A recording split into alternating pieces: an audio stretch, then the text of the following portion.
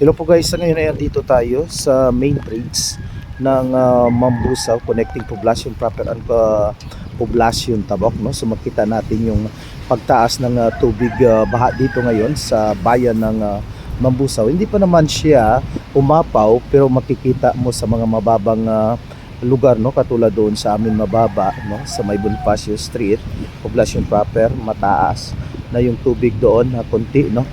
Dahil mababa 'yon, parte 'yon ng suba dati. At ito nga, pumunta tayo talaga dito sa Suba o Mambusaw River, no, na kung saan ito yung tulay na dinadaanan dati, no, yung Mambusaw Old Bridge, no. Dinadaanan dati ng mga sasakyan, no, yung main highway. Pero sa ngayon mayroon na tayong bago dyan. Yan, makita natin sa kabila, no, yung bagong tulay.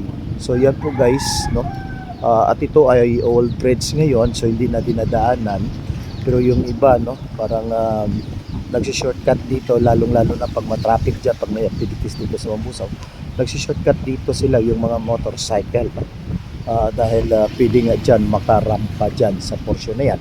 So ito talaga guys, no, makita natin yung mabilis na pag lakad ng tubig, no, dahil nga sa Bagyo Opung, no. So signal number 2 tayo at actually yung north western portion ng Capiz ay nasa signal number 3 na, no. So ito ngayon yung tubig natin guys ay ito ay galing pala sa Haminda, no, na kung saan kanina pa ng umaga nakita natin na mataas na yung tubig. At dito ngayon sa bayan ng Mambusaw, dito na siya umakyat, no, papuntang Sigma yan guys, Dao, no, Panitan, papasok na yan ng Ponte Pedra at palabas na ng dagat. So ito yung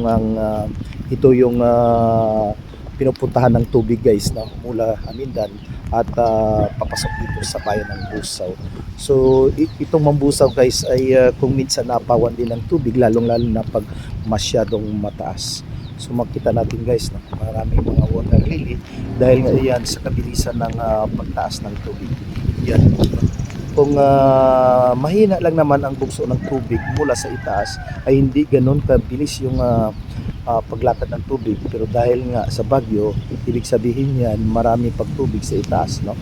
Yan po, no. Sa unahan guys, no, mayroong kahoy na yan.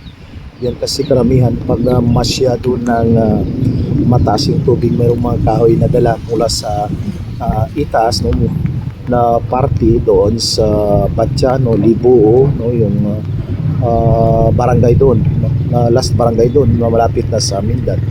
Yan po guys, no, yan, no, parang kahoy na yan.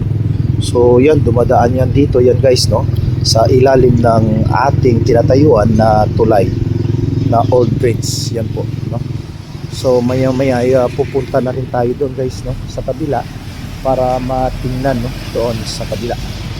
So let's go there guys, no, at punta natin yung new bridge doon.